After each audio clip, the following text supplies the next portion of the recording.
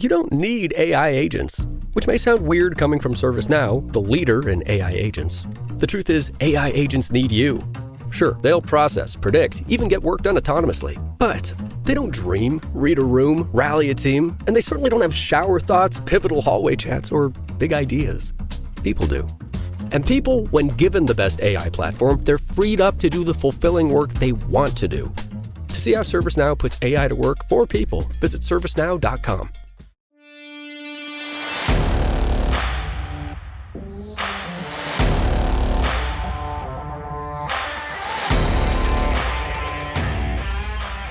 Welcome back to another Best of 2025 on the Coaching Coordinator Network.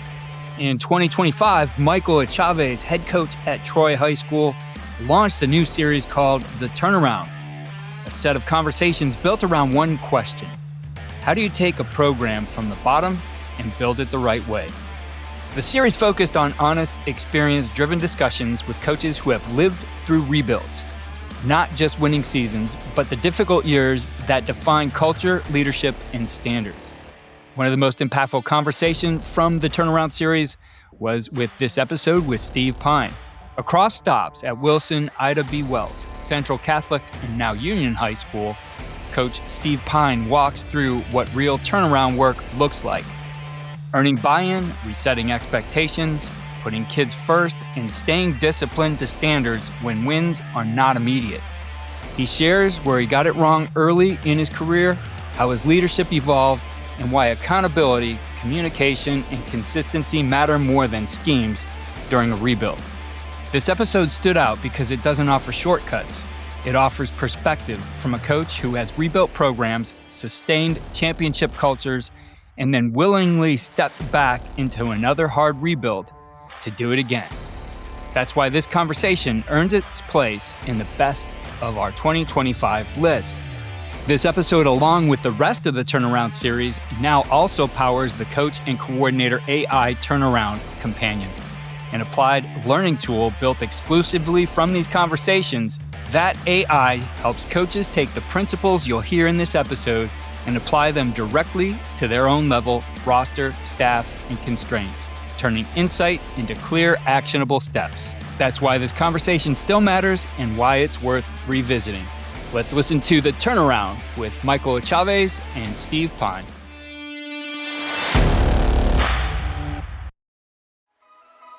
When the holidays start to feel a bit repetitive, reach for a Sprite Winter Spiced Cranberry and put your twist on tradition.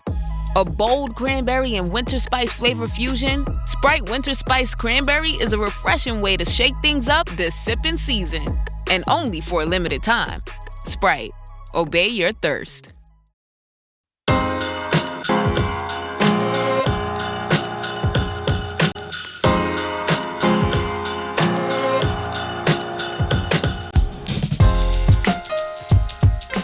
I think you have to be a program prophet, honestly. You've got to put your vision out there, and you've got to show your coaches and your administration and your kids and your parents, hey, we're nose down and we're working towards this thing, and they're going to happen at some point in time. I don't have the control over that. I give my coaches a ton of autonomy. If you ask me what we call our defense, I'd be like, something green? I don't know. I know the concepts behind it, but if my DC went down tomorrow, I wouldn't be the one stepping in, right? So you give your guys autonomy, but with that autonomy goes expectations that they are adhering to your mission and vision. And if they're not, then they don't necessarily need to be a part of programming. Today, we're excited to have Coach Steve Pyne on the Turnaround podcast series. Before we get started, I want to take a moment to thank Keith Grabowski from the Coaching Coordinator podcast for allowing me to host this series. Moving on to Coach Pyne, he has been at the forefront of two turnarounds so far in his coaching career. First at Ida B. Wells, formerly known as Wilson High School, where he inherited a 3-6 team and led them to a 9-1 record in his 4-year tenure there and a PIL championship. Then, Coach was sought after to take his talents to Central Catholic, where he inherited a 7-3 team and a 10-2 team and led them to 195 wins, 14 conference championships, 5 state championships, and 1 runner-up in his 21-year tenure there. Most recently, Coach has taken a job across the border at Union High School in the state of Washington. Coach Pyne inherited a 2-7 team, and is in the process of turning around Union football.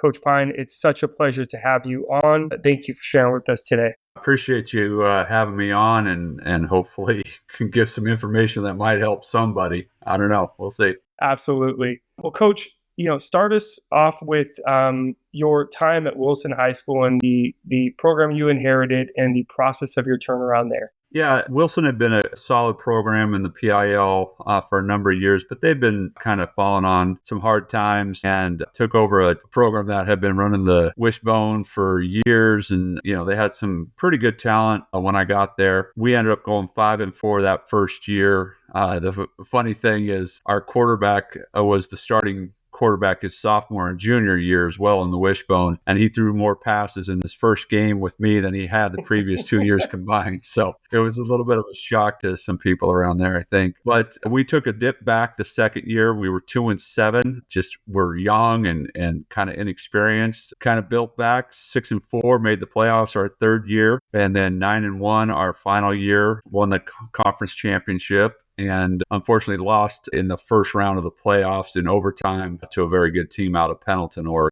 And Coach, I know you weren't looking to leave Wilson, and we'll get to that in a minute, but with your time at Wilson, did you find yourself ever looking to that next step, or were you fully invested, and do you think that played a part in your success? I had not been looking at all. I think that, the year that I left, we had a good season, but we had 19 starters coming back that next year, and probably, for all intent and purposes, could have been playing for a state championship. That group lost in the second round in overtime to the eventual state champions. And, I think that cohesiveness of have the same staff in there and that kind of thing, you want to speculate that you would have had a better chance than the staff that was there.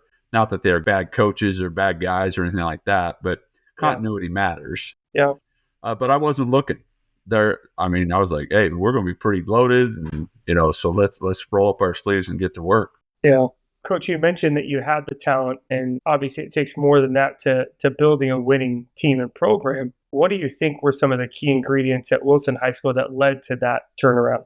Well, I think initially it was, a breath of fresh air, right? For some of the athletes, a lot of the athletes at that time, like the multi-sport kid, the basketball kid, the baseball kid, really wasn't playing football because, in my opinion, the style of football they were playing, we really sold it as basketball on the grass, and we got a lot more of our basketball players out as receivers and DBs and that kind of thing, and we made us more athletic for sure. And they were competitive kids. The basketball program at Wilson was very highly competitive, so it was good to get some of those kids who understood what it took in a competitive environment to succeed. And that kind of bled out to the rest of the kids in the program. And our baseball program there was exceptional as well. So getting those kids who've been a part of winning programs, they raised the expectation.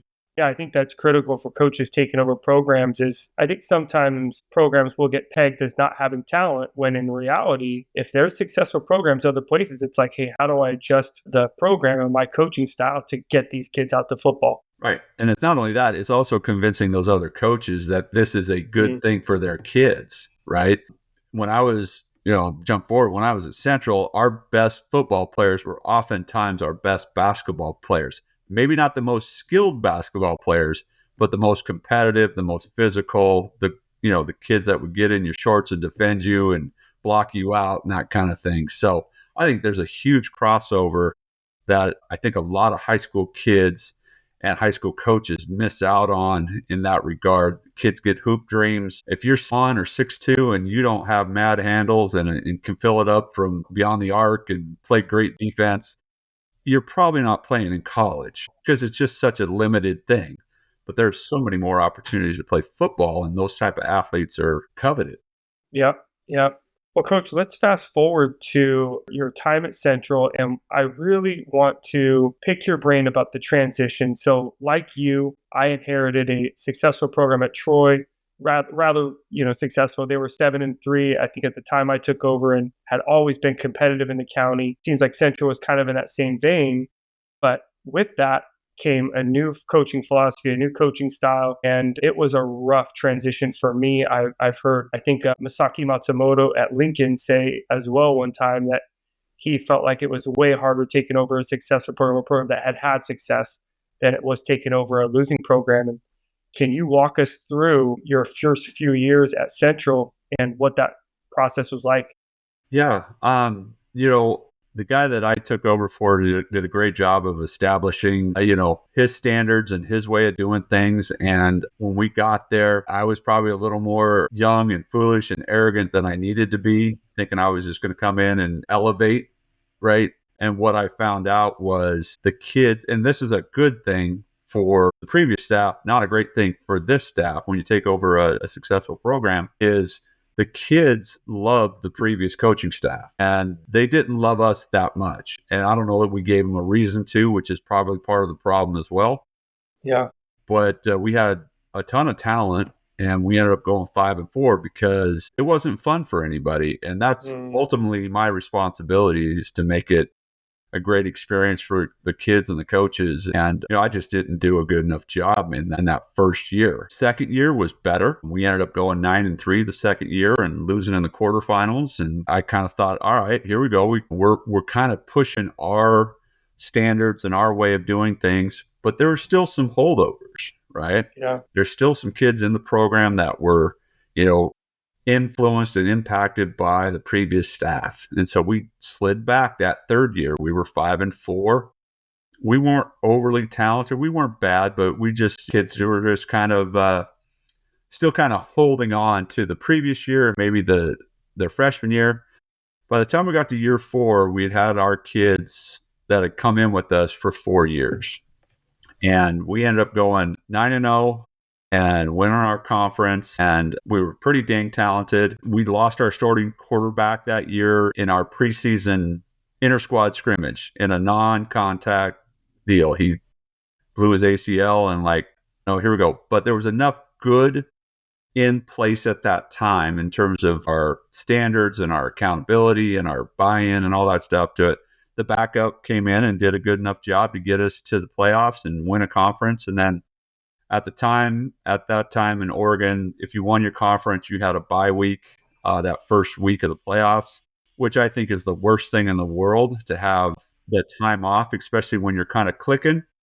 And we lost to a really good, well-coached, the guy that I replaced. He was at another school, and they had a great game plan, and they beat us. I think it was 24-17 or something like that. And good on them. And that was the end of that year. Here's a question. The answer may be no, I wouldn't have done anything different. But if you're looking back in hindsight, do you feel like there is anything that you would redo to create a smoother transition from the previous staff? If so, what would you do? And if not, is that part of the process of just taking over a program? I think the answer is yes and no. I think that there are things that I would have done differently. I would have probably, knowing what I know now, I would have invested more time in developing relationships with the kids, developing relationships with the community and my coaching staff, versus just being more of a dictator-ish type of leader. Yeah. My way or the highway or whatever that might be. But that was part of my maturation process as a coach, was to have to go back and realize what you're doing or how you're approaching it isn't working. It's not a talent issue. It's a you issue. It's a focus issue. It's a priority issue. Yeah. And so when you come into a new program, I think you got to be who you are, right? I think you have to sell your vision. I think you have to make kids understand and parents understand that I'm here to help you. I'm not here to chastise you or get on your head or treat you differently than I treat anybody else. I'm going to treat you wonderfully as long as you meet minimum expectations. And I'm going to be transparent and open about what those minimum expectations are. You're going to class. You're getting C's and above. You're showing up to practice. You're showing up to the weight room. Football's not for everybody, right? And so I think that, when you set those standards, kids will rise to it. And those guys that rise to it will give you a chance to be successful on the field, talent or no talent, because they're invested. Yeah. That's awesome, Coach. Yeah. So, sorry, now let's head back. I think you're heading into year 5 at this point in your process Yeah. at Central. Go ahead. Oh, I was going to say from 2007 to 2017, I believe, we won 10 consecutive conference championships. Yeah. So what had happened was, you have a little bit of success at the conference level, but what we were fighting was our inability to get past the quarterfinals. That was always the butt up against somebody that's pretty good, that's well coached, got talent, all that stuff. And we could not get over that hump. And so after 2010, I think we got bumped in the quarters, and I'm soul searching. I'm like, what are we not doing? What am I not doing that conducive to us getting past this hurdle, if you will? And so I went out and talked to a bunch of guys that I know, that I respect, that have done a lot of success at different places. And the theme that kept echoing to me was put kids first and winning second. Where the first 14 years or whatever it was of my coaching career as a head coach was win first, kids whatever, right? Kind of thing. It was the way we approached things, like we got to do this to win, we got to do that to win, and we're going to win championships and and made it so much of a pressure cooker for our kids that when the pressure did come on, the top blew off, right? You'd have too many penalties or too many turnovers or too many bonehead moments in a game, right? Like what that hasn't happened in the last 9-10 weeks. Why are we doing it this way? It's because of the external pressure being put on the kids by me and what I'm putting on our coaching staff, right? So I have a great pressure story, and this hasn't anything to do with it, but maybe there's something you can learn from this, right? So we would talk to our kids all the time about how do you handle adversity? How do you do this? How do you do that, right? And I talked to my coaches and our leadership council about, like, listen, I'm going to do everything I can to stay calm, cool, and collected on the sideline because you guys are going to feed off our energy, right? Yeah. So I had a kid who was our ball boy for 5 years, plays for us. He's a senior in high school. We're playing our big rival, Jesuit High School, and they are thumping us. This was in 2019. And I'm just on the refs. Like, I'm so livid. And I see him. They had scored, kicked the extra point. He comes screaming right at me like he's going to blow me up. He goes, "You need to change your attitude right now because we are all feeding off your crap." And I was like, okay, that's a kid that got it, right? He understood, Yeah. he listened, and he was comfortable enough Yeah. with me to confront me in that situation. And that's what you need to get to, is when that young man can come to you in complete emotional vulnerability and know that he's taking a risk talking to the head coach that way. But I respect that kid so much. And then we end up running the table. The rest of the we were 2-2 after that game. We ran the table and won the state championship. And I think that had a huge piece of it, right? You can learn from your kids. And that was totally off a tangent. I apologize, but there's something to Coach, that. I think that's critical because you had already had your revelation, right, about how you are going to change the culture. That happened in 2011, 2012. I can't remember, but now 7-8 years later, you're kind of back in that, maybe that mindset a little bit, and you need people around you, the people that you train, to remind you, like, hey guys, I need to be reminded too. Like, I can lose sight of sometimes what this is about. 100%. I think that's important for us.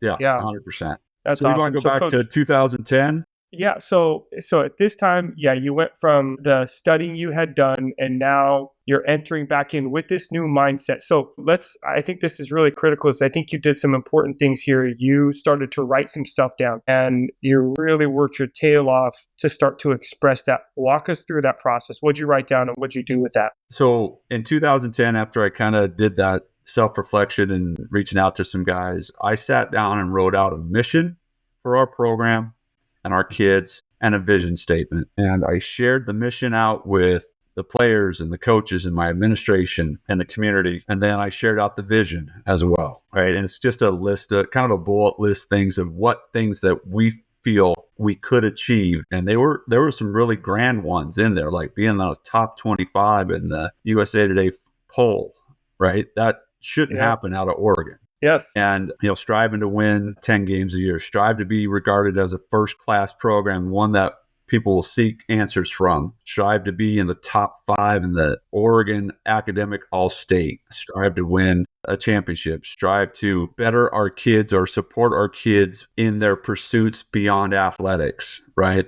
And being able to be great role models and all that kind of stuff. So put that out there in 2010, postseason 2010, early 2011. Really switched how we were approaching our relationships with our kids and with each other as coaches. That next year we broke through. We got to the semifinals, right? And we lost to it. The next immediate season. The next immediate season, yep. And then lost a really talented team out of Sheldon, home of Justin Herbert. That it's a really talented program. But felt really good. Like, all right, we're getting somewhere, right? This was a positive step. And then the next year, we slid back to the quarterfinals. Very successful. Nothing to, shake a stick at, whatever. It was great. And we had a lot of adversity that year. I lost my starting quarterback and my backup quarterback within 5 plays of each other that year and had to start a freshman. That next week. And so overcame a lot, still got to the quarterfinals. All right, things are moving forward. We've got a lot of these guys coming back. And then all of a sudden, we had a very, very special group of young men come through who have been, kind of seen this rise and saw something at the other side of this thing that they felt like they could accomplish if they just loved each other, took care of each other, praised each other, had high expectations for each other. And we ended up going 14-0. We beat our rivals, the same one that whipped our butts 60-0 in my 3rd year or 4th year, and beat them in the state championship in front of like 12,000 people. And it was a breakthrough, right? Yeah. Very talented group of kids. I mean, I'm not saying it was. We had 3 guys on that team that either are or did play in the NFL, so that helps. Right? Yeah, that helps.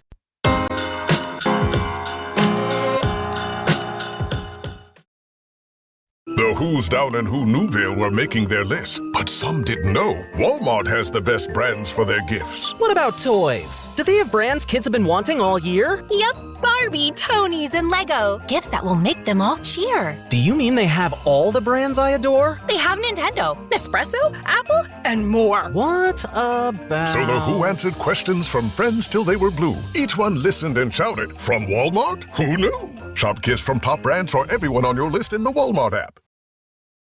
And also year 3 of your new culture kind of being installed too. Yeah, really new year 3. Yeah. Year 3. And then we end up repeating the next year. We go 13-1. Our only loss was to St. John Bosco down there. And then I got complacent. Yeah. 15. We had a lot of guys coming back again at 15. We were really talented, except up front. We were going to be young but talented. But I stopped doing the things that were important. I stopped doing my leadership council because I thought these kids got it. And I stopped really harping on kids first, winning second. And because we were trying to do something that had never been done in the state of Oregon, and that was 3 consecutive state championships. Yeah. And so now I put that pressure on me, and I put that pressure on our staff and our kids. You guys got a chance to do something that's never been done, whatever. Yeah. Instead of just letting them have their high school experience in that year, right? And we lost in the second round of the playoffs, and it is what it is, right? And kind of what could have been with that group. But again, I take ownership in that. And then in 16, started implementing that stuff back in, right? Leadership council. Now, Coach, did you recognize during that time, like maybe in hindsight after the season, did you go, what did we do different? Oh, I didn't do my leadership stuff. I've lost focus. So you recognized that then immediately reinstituted it. Correct. It was 100% on me. I got complacent. I'm like, hey, we've been here 2 years in a row. All these kids have been around it. They're going to know. Well, the reality is it's a different cast of characters. Yes. And you just can't assume anything, right? You cannot assume anything. So we get through that year. We kind of, like I said, re-implemented some things and really focused back on the kids. And 16, we were not we were talented, but we were not a state championship caliber team that year. Again, started a freshman at quarterback, and he was split time with a senior, and had some guys, but we just weren't great. And then all of a sudden we hit the playoffs, and these kids caught lightning in a bottle and ended up getting to the state championship. We won in double overtime in the semifinals against a really talented Tiger team, and and then got boat raced in the finals against the team that should have won it, right? This Westland team had a guy named Elijah Molden, who's playing in the NFL. Tim Tawa's playing in the Major League. Alex Forsyth played at Oregon in the Rose Bowl, and then now is in the NFL. So they deserved to win. We had it was ugly. It was ugly. What a great experience for our kids, right? And some affirmation to me, like, hey, maybe we're doing something right? And then 17, 18, make it to the quarterfinals. Again, younger groups, but gaining experience. 19, we win it. No championship in 20. 21, we win it. 22, we lose in the semifinals to a guy named Sam Levitt, quarterback at Arizona State. It's pretty good. Mark Hamper and a few other guys that were the point guard for Oregon, University of Oregon, Jackson Shellstad. He came out his senior year and was the best corner in the state. And again, goes back to my basketball analogy, right? Like, these guys should be playing because he's got mad handles and a great jumper. Yeah. And then we won it in 23, and we just kept trying to build on that culture of kids first, winning second. And it's really cool. And we talked about this before. It's like, you're successful 10, 15, 20 years down the road when those kids come back and they're doing good things and being great husbands and fathers and community members. But the relationships are really cool. And I feel like we created a sense of coach is here for me. Whatever I need, coach is here for me. And he's going to tell me the truth. He's going to love up on me, but he's going to hold me accountable. And those guys that get it thrive. And those that don't quite get it, there's only so much you can do, right?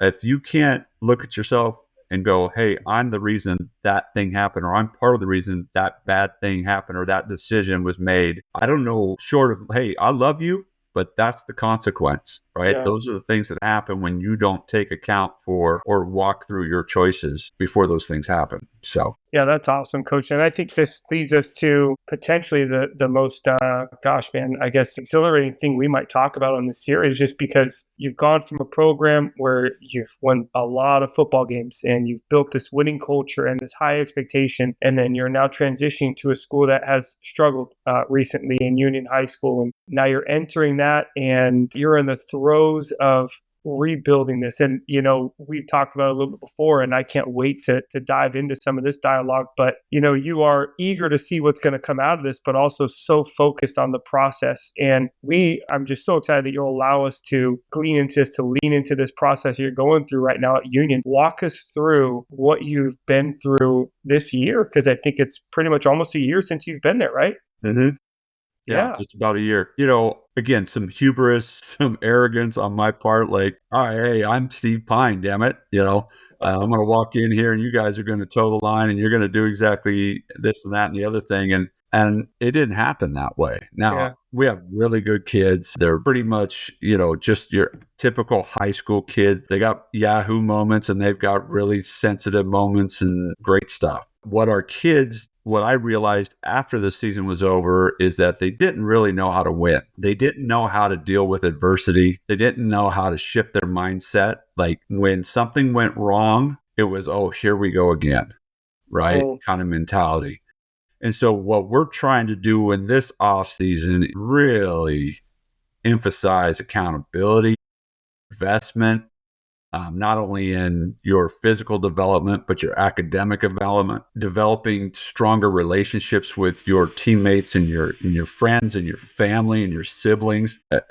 I told those guys, I'm like, if you can be an asset and not an asshole in the things that you do, regardless whether that's in the classroom, in the community, on the field, you're going to have a chance to be successful. It may not equate to wins and losses yet, but it will eventually. And you guys are helping us turn and set the standard that we want to adhere to at Union High School. And it's been a struggle at times. And we had, I tell you, Mike, I pulled grades week 4 of the semester. Yeah. And I'm coming from a place that standard was set, and it's a different, people are invested at a private school, parents are invested. I get that, but they're not all Einstein either, right? So I never had a problem with kids being ineligible or anything like that. I think in 21 years, I might have lost 1 or 2 kids to being ineligible because of grades. Yeah. So I pulled week 4 grades, and we have 3 players in our program that had D's or F's. And I was just like, what the absolute heck is going on here? Yep. And so we shifted in the middle of the season. I implemented study hall. And if you had a D or an F, you're in study hall until you no longer have a D or F. And the natural consequence of that is that you were going to miss meetings and you were going to miss film. And so that's potentially going to impact you on the field. Now, if I had to do that all over again, I would have said, hey, if you got a D or F, you come to practice, but you ain't playing. And that's the policy moving forward. Right? Yeah. And so you're going to be accountable in the classroom. And I'm a standards guy, not a rules guy. So I'm not going to say, hey, I got a kid that has a C brain in math and bombs a test, I'm probably not going to hold that kid out if he's got A's in every other, A's and B's and C's in every other class, right? Yeah. It's an individual basis, but at my discretion as the head coach. Yes. So we did that. I would have gone a little different direction in retrospect, but there was some consequences for those kids, right? They missed opportunities to get better by being in meetings or watching film, and some of those guys' playing time suffered. I'm happy to report, now that I just pulled grades a week ago, and we have out of 115 or so kids in our program, we've got 80 plus that have we have 80 plus that are no D's or F's, and they're 2.0 or 3.0 or 4.0 or higher. And then we just got a handful of kids who, have AD or AF or whatever. And now we're working as a staff to, intervene with those kids. Are like, all right, what's going on? Are you advocating for yourself in the classroom? Are you seeking out additional help? Do you need help finding help? Right. Yes. And I think when kids know that you not only will hold them accountable, but you care about helping them progress down that road, all of a sudden the attitude and the mentality changes. And so we're starting to see some of those things in this first, 6 weeks or whatever of the off season. Yeah. I'm a betting man. I'm betting it's going to translate to more production on the field. Yes. Now, whether we have a winning record or not, that remains to be seen, but we're going to compete harder because our kids are going to be more invested. Yeah.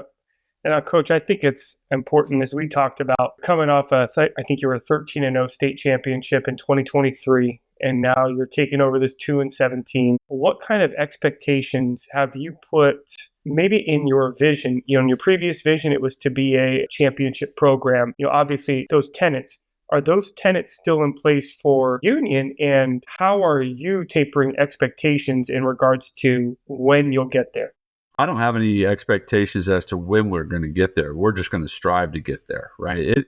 It'll happen in its time, right? Yeah. I think you have to be a program prophet, honestly. You've got to put your vision out there, and you've got to show your coaches and your administration and your kids and your parents, hey, we're nose down and we're working towards this thing, and they're going to happen at some point in time. I don't have the control over that. I'm going to win the games, or we're going to win the games we're supposed to win, and we're probably going to lose the ones we're supposed to lose. And every so often, we're going to win one we shouldn't, and we're going to lose one we shouldn't have, But at the end of the day, I don't think you change your standards. I think that's wishy-washy. I think that's a recipe for disaster for your program, because as the head coach, the person that's setting the compass to the true north, it's you waver, everybody wavers, right? Yeah. I can take input. I can listen to my coaches and my administration and all that stuff. But at the end of the day, I better have conviction about what I'm doing and how I'm doing it. Otherwise, I'm just a figurehead. Yeah. I can't operate that way.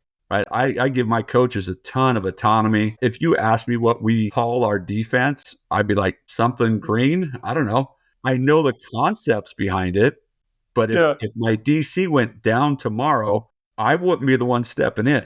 Right. So you give your guys autonomy, but with that autonomy goes expectations that they are adhering to your mission and vision. And if they're not, then they don't necessarily need to be a part of the program. And I think that one of the things I say when I go out in clinic about building a championship culture is the pain of removal is temporary. The pain of retention is the thing that can kill you. So if you have guys in your coaches in your program who are not buying in, who are not good people, not good mentors, not good, advocates for their kids and stuff, they're going to bring you down. Yeah. They're going to bring the weak link or the whatever cliche you want to put in there. It's cliche because it's true. Yeah. Yeah. So, Coach, you guys were able to win a few games this year, but not have a lot of success on the scoreboard. Did you experience, I always ask this to coaches in the throe of the rebuilding process, did you experience or have you experienced not moments of despair, but moments of maybe despondency or just frustration or anything like that? And how are you planning to overcome that? Well, I think that happened quite a bit for especially myself and the 6 coaches that came with me from Central, right? We've been around these guys that kind of got it, and just got to roll it over, and a success breeds success kind of thing. And so I would see it from myself and other coaches, it's just the frustration of how kids practice, kids not showing up to practice, kids not communicating, not knowing if they're injured or they're hurt, just stuff like that. And that was frustrating. And so my and some of our other coaches' initial response was just, all right, we're going to push harder. We're going to push harder. Yeah. And practice became a grind. And when you're not winning, it makes it even worse. Kids don't want to come to practice. They don't, they show up because they want to play on Friday night and that kind of thing. And so after we had a bye a week 6, and we sat down as a coaching staff, my DC was like, hey, we got to stop being so negative with the kids. We got to bring energy as a coaching staff. And even if it looks fake and manufactured, so be it. So we started some things where we'd start practice and we'd all just start clapping and get crazy or whatever. And practices got better. And our play got a little bit better. And then we, ended up playing our rival in week 8, and they ended up being the runner up in the state this year and probably and they lost on a literal last second field goal. And we played them to a 20-10 halftime. They were way more talented than we were. And so this is the next step for us as a program is we came out in the third quarter and just basically we stayed in the locker room mentally and came out physically onto the field and having 4 consecutive turnovers and end up, giving them a 28-point quarter because our kids had not been in that situation for quite a while. And some of them maybe never oh my gosh, we're in this game. Yeah. Right. And so it was a surprise, a shock or whatever. And so they reverted back to the first bad thing that happened in the third quarter. It was we were so close. There's still 22 minutes left in this game. We got a chance. We can move the ball on these. We're stopping these guys. And it just kind of escalated from there in terms of our body language and our mental approach and all that stuff. But you know what? We came back the next week and high energy in practice and got after it. And we ended up winning our last game of the season. So it was awesome. It was a very good way to end a season, right? Not everybody gets to end on a win. Now, it wasn't the win we want to end up on, right? At the win number. But we got to end on a win. And so that was positive momentum going forward. And our kids could start to figure out, all right, you mean my approach in practice matters. My preparation matters. What kind of shape I'm in matters. I'm coachable. That matters. I love my teammates. That matters. That was one of the things we implemented. I think we talked about this before, was at the end of our practice, we do this thing called 3-2-1. And it's 3 handshakes, 2 hugs, and 1 compliment. And our kids initially, they're like, oh, this is weird. But physical touch, audible affirmations make a huge difference in how you think about yourself. You think about your teammates. When I was at the AFCA convention last week, I listened to a guy talk about a negative thought impacts you 7 times over So for every negative thought you have, a positive, you have to have it 7 times to negate that negative thought. And I was like, okay, so that's how do we get our kids to talk to themselves positively? Well, it starts with us. We better be positive with them. We can coach them hard. We can love them up and be positive all at the same time. Yes. And I think once you have that relationship with your kids, they respond to that stuff. And you know, as a veteran coach or even as a young coach, you better know how your kid responds. It's one thing. I have had kids like my quarterback at Central the last couple of years.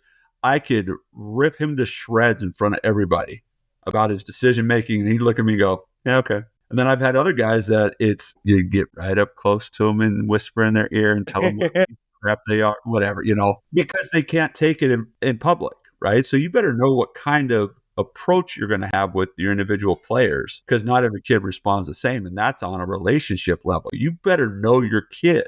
You better know their background as much as possible. You better know the home life as much as possible. And when they know that you care about what's going on at home and with their girlfriend, and if their dog died that day or whatever, that's one of the hardest things for me, you know, because we don't have everybody on campus. So I've got a bunch of guys that are cutting off their job, which they may or may not like, and they're coming to a place that they love. And they've got really good energy and really good intentions. And Johnny over there is kicking turds all over the field. And they're like, "Aren't you excited to be at practice?" And they don't know the girlfriend broke up with him that day. Or he flunked a test or whatever the case might be. So I really try to have our coaches be intentional about checking in with their guys. Hey, before you start a drill, before you whatever, hey, how was the day? Everything good? Just let me know. And if you don't want to share amongst us, you can pull me aside during the drill and just say, "Hey, coach, I had a tough day." You don't have to get into it, and I'm here for you afterwards if you want to talk about it.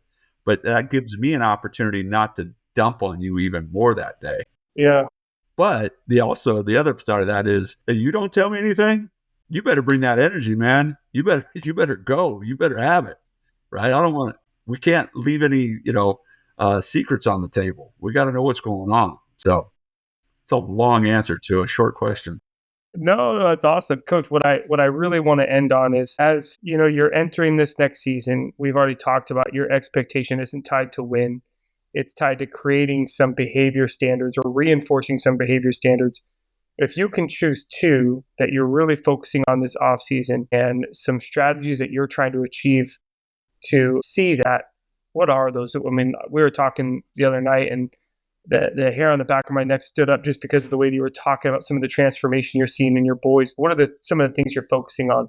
Well, the number one thing is accountability, right? Accountability for your choices, accountability to your brothers, your sisters in the program, accountability to your parents, accountability to the school, right? You represent more than just yourself. That's been a big one. And obviously, you and I have had a number of conversations over the last year about this accountability program. And I can't thank you enough for helping me out with that thing, because it's been a huge difference. We had a leadership council meeting today, and we talked about the positives and the negatives of it. And the vast majority of it was positive. They're like, "We love this." He goes, what ticks us off, coach, is that we got kids on our team that aren't showing up, that not doing what they're supposed to do.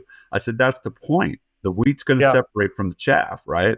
Yep. I think that's a big thing. And honestly, at this level, at this age, I think communication skills are so lacking, right? They want to hide behind their phones, which is all fine and well, right? We expect kids to communicate. So if you're going to miss practice, you have to communicate. And if you don't communicate, unless you're on your deathbed, it's an excused absence, right? Yes. And I tell our parents that. Many of you are going to want to communicate for your kid when he's sick. He's not that sick to send an email or a text message. So if you contact me, I will be very gracious to you, and I will say thank you very much for communicating with me. But I need to hear from your son. And if I don't, then there's consequences to that. Now, kid's sick. He's not going to lose out playing on Friday night. He can't control that, but he can control his communication. And I think if we can teach kids to communicate and be accountable, holy cow, how much better would this world be? Yeah. Yeah. And I'm not a preacher. I'm not perfect. I've made plenty of dumb mistakes in my life, but I try to be accountable and I try to communicate the best I can. And I would hope that that's the reason I've been married 31 years, is because my wife and I communicate relatively well. Not always effectively, but relatively well. That's awesome. Well, Coach, I loved having you on, and I hope that we can continue this series in the years to come and revisit specifically the work you're doing at Union. I'm so excited to see it unfold. Thank you so much for coming on and sharing your wisdom, and we wish you guys the best of luck this year. Man, Coach, appreciate you, man, and thanks for having me on. Yes, sir. That's going to do it for this Best of 2025 re-air of The Turnaround. Conversations like this are why this series mattered in 2025. Coach Steve Pyne doesn't talk about rebuilding in slogans. He walks through the real work: accountability, communication, standards, and the patience required when progress doesn't show up immediately on the scoreboard. A big thank you to Michael Chavez, head coach at Troy High School, for creating The Turnaround and for giving coaches a space to learn from people who have actually lived these situations. If you're a coach taking over a struggling program or in the middle of a rebuild right now, this is a series worth returning to, sharing with your staff, and applying piece by piece. And if you're a coach listening to this thinking, I need help applying this to my situation, that's exactly why we built the Coach and Coordinator AI Turnaround Companion. This is AI trained exclusively on the Turnaround series transcripts and learning files. It helps you diagnose where your program really is, clarify your biggest barriers, and turn these lessons into a personalized action plan. Whether you're in the first 90 days, resetting culture, redesigning practice, aligning your staff, or simplifying your scheme. You don't get generic advice, you get guidance grounded in the same principles you just heard, tailored to your level, roster, staff, and constraints. You can find the Coaching Coordinator AI Turnaround Companion at coachingcoordinator.com in our show notes or through the link in the description. Thanks for listening, and let's get back to work.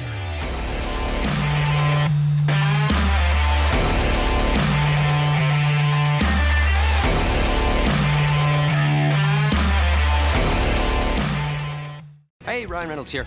Wishing you a very happy half-off holiday, because right now Mint Mobile is offering you the gift of 50% off unlimited. To be clear, that's half price, not half the service. And Mint is still premium unlimited wireless for a great price. So that means a half day, yeah?